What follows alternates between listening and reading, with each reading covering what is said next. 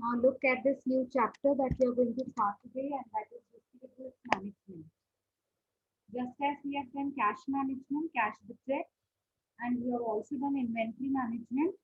So a financial manager also has to look after to a receivables management also.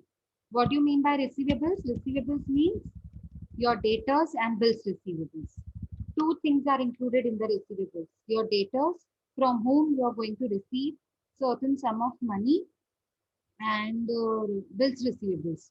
Bills, those bills which is a proof, which is a paper document, and it stands as an evidence that you are going to receive on a certain future date so and so much money from a particular person. Okay, so both things are to be included in receivables.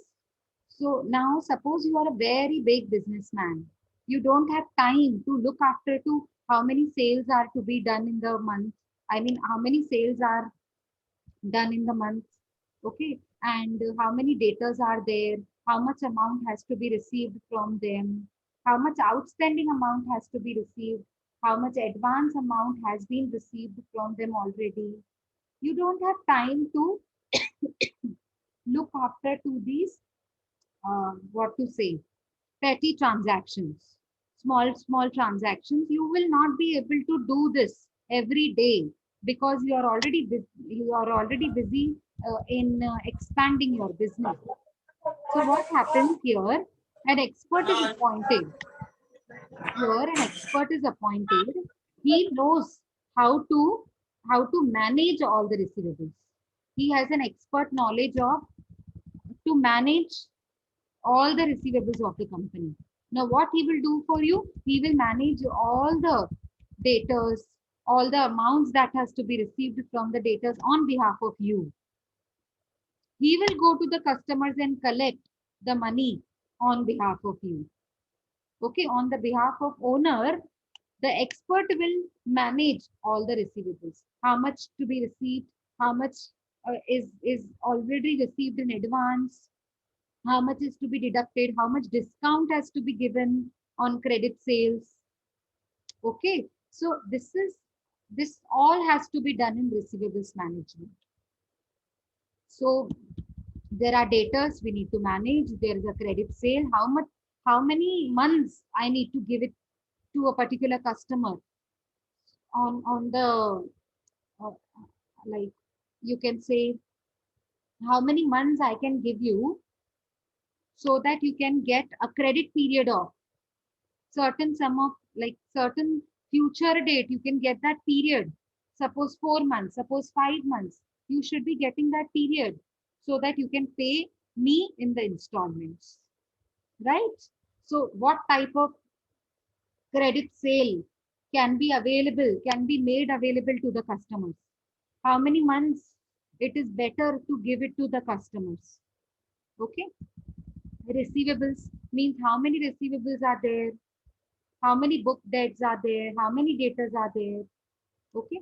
Credit period is given how much, reasonable time period is given to the customers or not, sales payment cycle, how how you uh, have planned about the sales payment cycle means the cycle goes on. Suppose six months. So suppose one customer comes, he buys the goods worth rupees 40,000. Now after 6 months, again he has come to buy goods of rupees 40,000. So this is sale payment cycle for six months for that particular customer. So how do you manage it for every type of customer? Okay, it can be for 6 months, it can be for 30 days, means 1 month. Investment in accounting accounts receivables. The how many period, like sorry, how many months, how many days you invest in accounts receivables means the datas and receivables, datas and bills receivables. Suppose it is rupees 30,000. The example is given. For example, if a firm sells rupees 1,000 worth of goods on credit a day and its average collection period is 30 days. So it accounts receivable will be 30,000 because for one day it is 1,000 rupees and for 30 days it will be 30,000 rupees. So 30,000 rupees you have invested in your debtors. That means you are going to receive this particular 30,000 rupees after 1 month. That means at least for 1 month it is blocked, no? It is invested somewhere. Okay. Risk. Of course, you have to take a risk of giving them credit period. Now, if you don't give them credit period, they will go away to another company. The customers will go away. So for customers, you need to take risk. You need to give them the credit period. Like, I'm selling it to you now, but you can pay me after 1 month. So that 1 month is known as credit period. So that credit period is my risk factor, is the risk period that a businessman has to take. Okay. Credit policy. हमारी जो what is our credit policy? जो हमारी credit policy है, is that strong enough to maintain the business policies? जो हमारा system है credit policy का, is that strong enough? So it provides the framework. This policy provides the framework to determine whether to extend credit to a customer or not.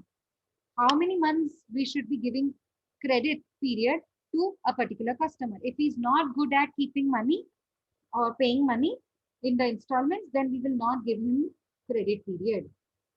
So we need to analyze about the customers also. We should know our customer. Cost involved. Now see, of course, if there is a bad day, if a customer does not pay on time, then delinquency cost will be their default cost. If he does not pay, then it will be my loss. That loss will be known as default loss, default cost, delinquency cost. Now, when I go to my customer's place and collect money from there, so transportation cost, that is included in collection cost, capital cost, because capital was blocked for credit period, for certain credit period. Suppose 3 months, I gave you 3 months credit period. So for that particular 3 months, my money was blocked in your hands. So that is capital cost. I could have invested somewhere else also, no? If you had given me earlier, I would have invested, I could have invested somewhere else. But I couldn't invest because that money was blocked with you in your hands. Therefore, I couldn't invest, and therefore my capital was blocked with you. And that is known as capital cost. Are you getting my point? Yes, ma'am. Yeah. These are different types of costs that are associated with accounts receivables. That means collection cost. Whenever we go to customer's place, we need to spend some expenses to collect money from them. Why do we need to collect money from debtors? Because we have made sales to them. They have purchased goods from us. Suppose they have purchased goods from us in the month of January. Now this is month of February. So we need to collect from them, no? Maybe in installments, but we want money. So if we want money, we need to collect from them. And to collect, we need to incur some expenses. Okay. We need to pay a fellow who is been appointed to collect the cash from every customer of the business. So that fellow will be paid a salary, no? That salary is also my collection cost. I will not go from one place to another to collect money from my debtors. I don't have that much time, but there is an expert who will look after to all these points. When to collect from, where to collect. Okay. So we need to give them salary. So that is also a part of collection cost. I'm just giving you an example to make you understand what is collection cost. Next is capital cost. Just now I made you understand what is capital cost. Capital cost is suppose you had given me that money on time, so I can invest it somewhere else. Maybe I can invest in purchasing more raw material, so more production can be done. More production means more sales. More sales means more profits. More profits, and then more dividend to shareholders.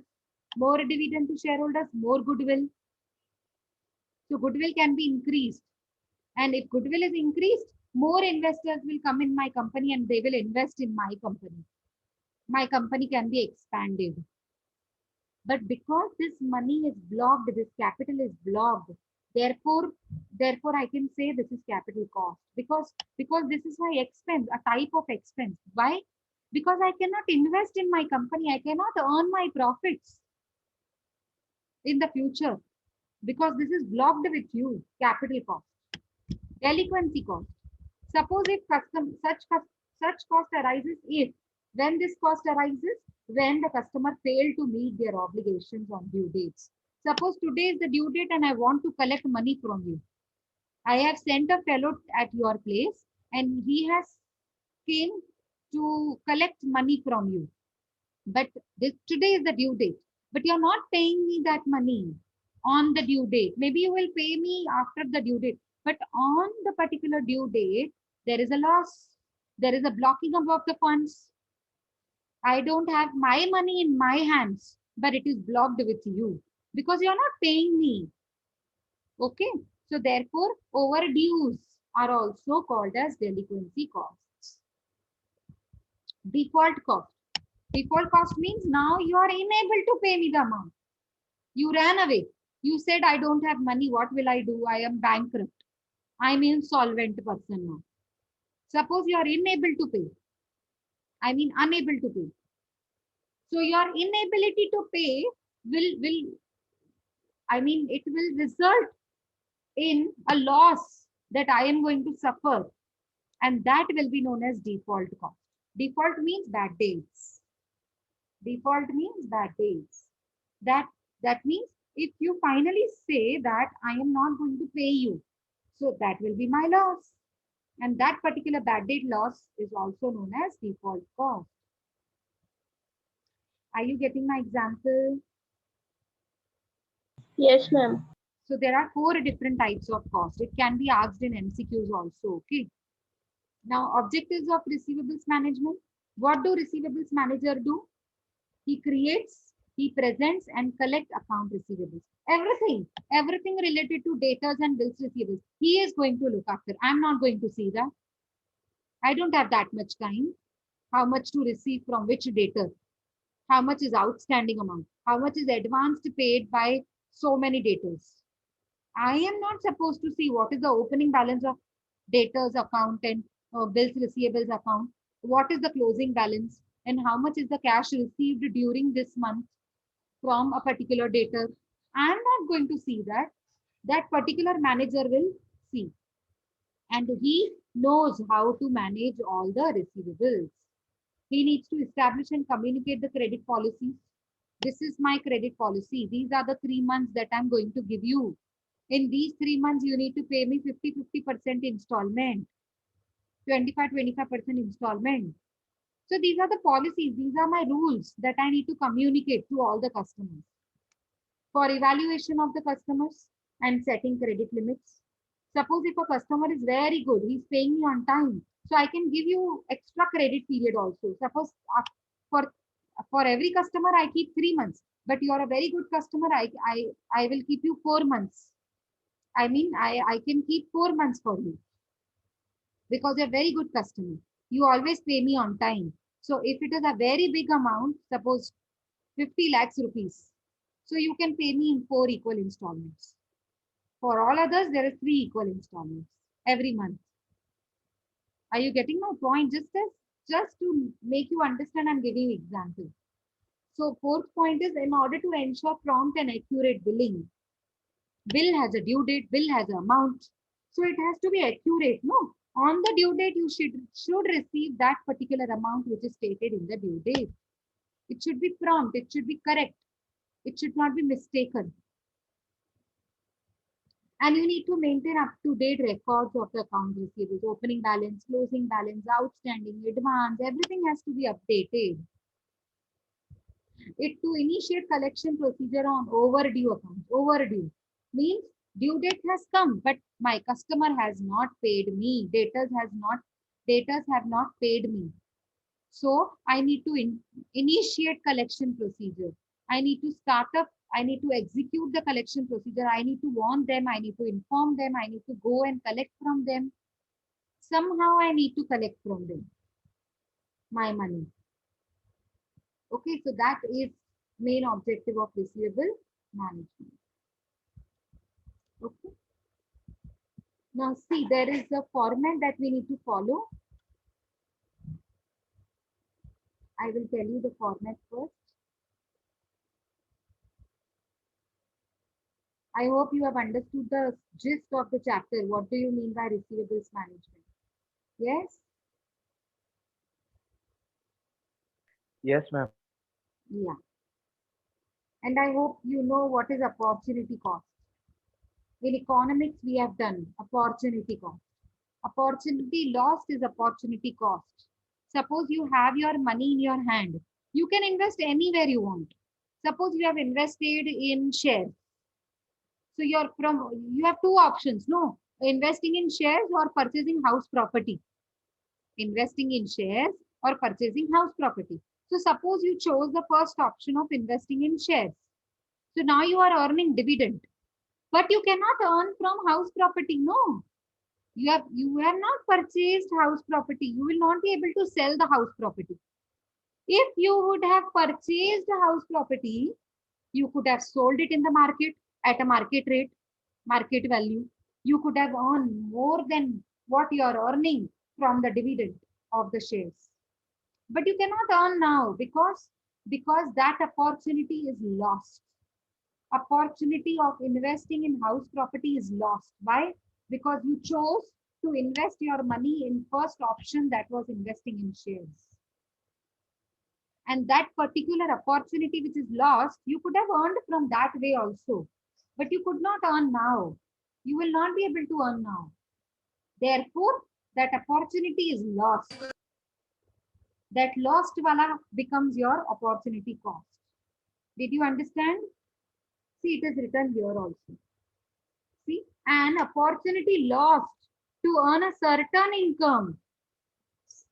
You could have earned from house property, no? But that opportunity is lost.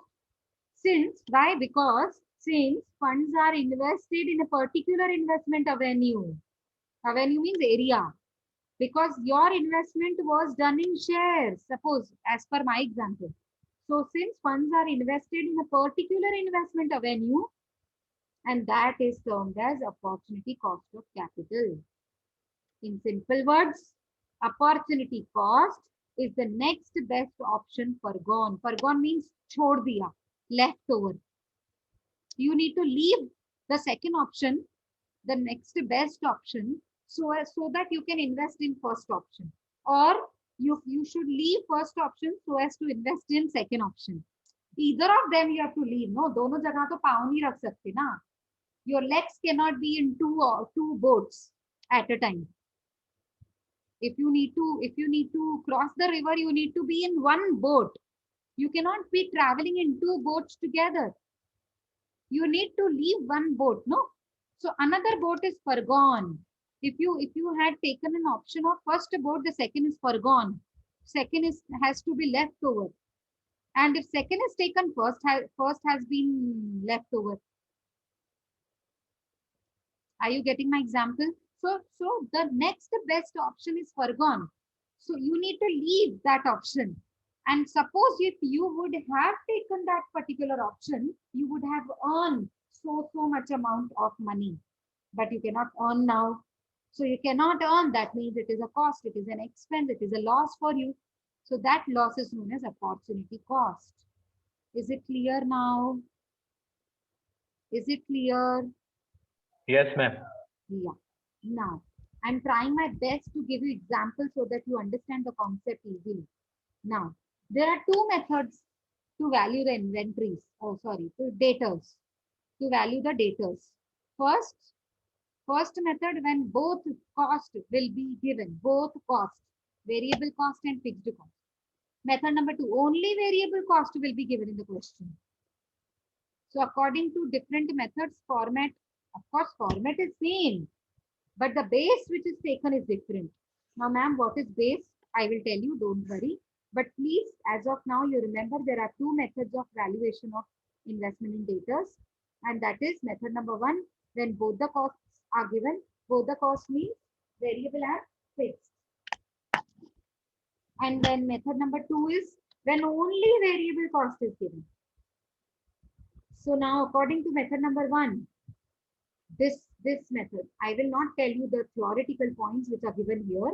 Rather, I will tell you the format in which already everything is discussed. See, very simple format, very simple. देखो, A type. Type A means if the variable cost and fixed cost both are given. So which is this statement? This statement is regarding evaluation of credit policy. Which credit policy should I give? 3 months is okay for customers or 6 months is okay?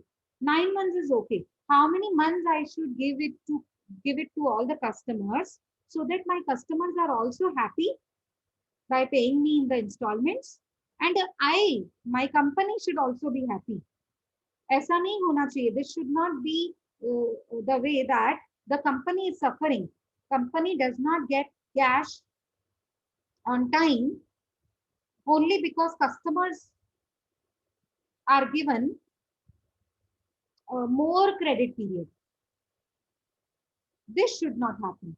Okay, company should also get their money on time, and it should be reasonable time. Reasonable means which is good for both of them, for customers and for company also. If you give them more credit period, like suppose if you give them 9 months credit period, oh my god, 9 months. Can you imagine 9 months your money is blocked? You have sold goods today, but you are going to receive very small amount in installments, and in 9 months, like you have to wait for 9 months to receive all the amount of the sales that you have made today. So it's going to take so much time. Your money will be blocked for 9 months. Can you imagine? So it's not good for company, no. But yes, it should not be too less. It should not be like 15 days. No, it will be not beneficial to customer. Why? Because customer is purchasing from you, suppose goods worth rupees 3 lakhs. So if you target your customer and if you ask every time your customer to pay in 15 days rupees 3 lakhs, how will he pay? So you should think about your customer also. 3 lakhs is a huge amount. You need to give them reasonable time. 15 days is too less for them. So that customer will be unhappy. As he becomes unhappy, he will leave you. He will leave your company, he will choose another company. So your customer is gone. If your customer is gone, your goodwill will be affected. Because he will tell others not to choose this company. Because they are not giving credit period. Because they are not giving a reasonable time to pay in the installments. So that's a bad policy. Your policy should not be too rigid, means strict. And your policy should not be also too easy, too simple, too liberal.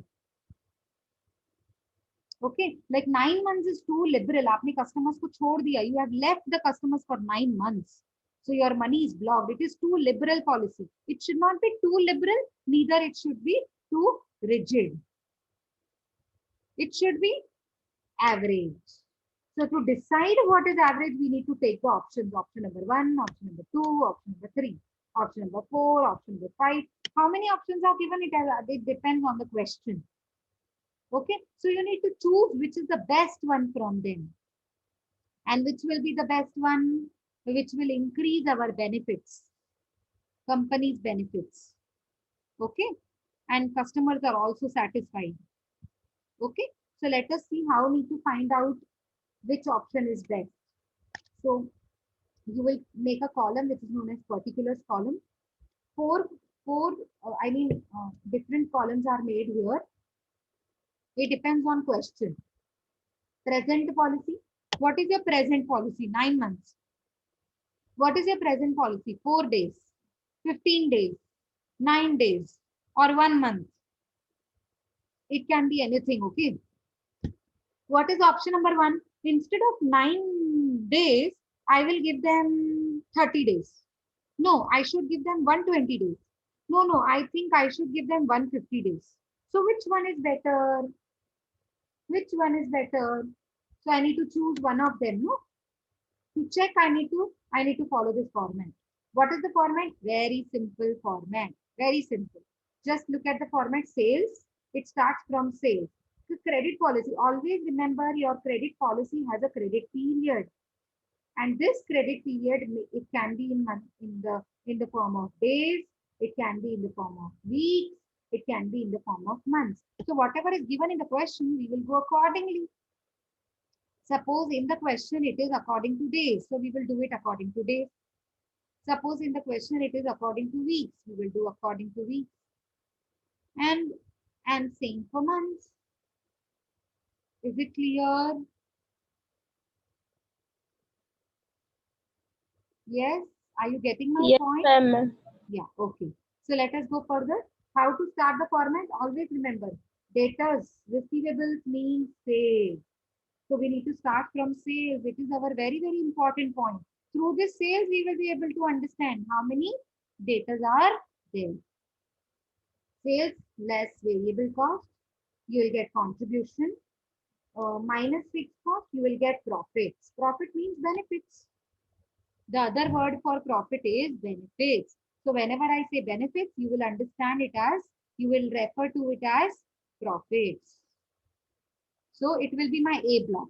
It will become my A part. Very important, huh? Please remember the format is very important. Until and unless you understand the format, it is not going to be easy for you. Otherwise, it is very easy. So profits means benefits. You can say benefits, you can say profits, you can say earnings. So whatever name you can, I mean, you can give any name to the profits. Okay. And it has to be put in a block A. See, it is a block, the line above and the line below. And in the middle portion, the amounts are to be written, and that amount will be known as profits, benefits, earnings. And it has to be shown in the block. Block means a line above and a line below. It has to be closed. Like we close a tally figure, no? It has to be closed. So it should look like a box. See? Box. It is a box. So that box is known as block A. Okay. So block A for present policy, block A for policy 1, for policy 2, for policy 3. Okay. Now, this is my benefit. This is my benefit, which is in block A. Now I need to understand what is my total cost. Benefit means profit, income. But in the second block, I need to understand what is my total cost of extending credit, because I'm giving you credit period. So giving you credit period means I am incurring some cost. Suppose if I don't give you credit period, you need to pay me on the spot. You pay me on the spot. My cash will not be blocked. And since the cash is not blocked, I can invest it anywhere. That extra cash I can invest anywhere. Suppose I bought share, I will earn dividend. So because I am not able to earn dividend, because I'm not able to invest in shares. Why I am not able to invest in shares? Because my money is blocked with you. With you means with my customers, with my debtors. And therefore it is known as opportunity cost. Again, it plays a very important role. Therefore, I just explained the opportunity cost. Because it is there in the format, you see. The second part is cost of the extending credit. The second part is, in the middle part, we have something. I will tell you what is this. The total cost is equal to variable plus fixed cost. I will tell you, wait. But before that, let us see what is cost of extending credit period. Extending credit period will result in some costs from my side. From my side means company side. Company will have to incur some expenses for extending credit period to the customers. What type of expenses? First is opportunity cost. It will be given in the question. But opportunity cost will be given in the form of percentage. Percentage. Suppose 20 percentage, 19 percentage, 17 percentage. So how will I calculate? Percentage has to be applied on which amount? It has to be calculated on average investment in receivables. Now this block comes into picture. I told you, I will explain you this block. Now how to calculate average investment in receivables? How to calculate average investment in receivables? It is very, very simple. First of all, you need to calculate total cost. What is your total cost? Variable cost plus fixed cost becomes your total cost. Yes or no? Yes or no? Ma'am. Yes. Now, how to calculate average cost, average investment in debtors? See, here is the formula. Wait, I will tell you. First step is to calculate total cost. Sorry, we don't have it here. Sorry, I will open the page once again. No, it is not written. No problem. See, I will show you here. Wait. Yeah, this is the formula. Very simple, huh? Very, very, very simple. Suppose your sum is according to days. So present policy is 30 days. Suppose, example, 30 days. So what will you do? Average investment in debtors or receivables is total cost, variable plus fixed cost. You will add both of them, variable plus fixed cost, into number of days divided by total days. Number of days means 30 days, which is present policy. Divided by how many number of days in a year? 365. So you will write here 365. If at all in the question he says 360, assume 360 days in a year. So you have to take 360. Otherwise 365. And if it is weeks, suppose here it is 4 weeks. So 4 divided by 52. And suppose it is here 3 months. So how will you do? 3 divided by, come on, tell me if it is in months. So 3 divided by,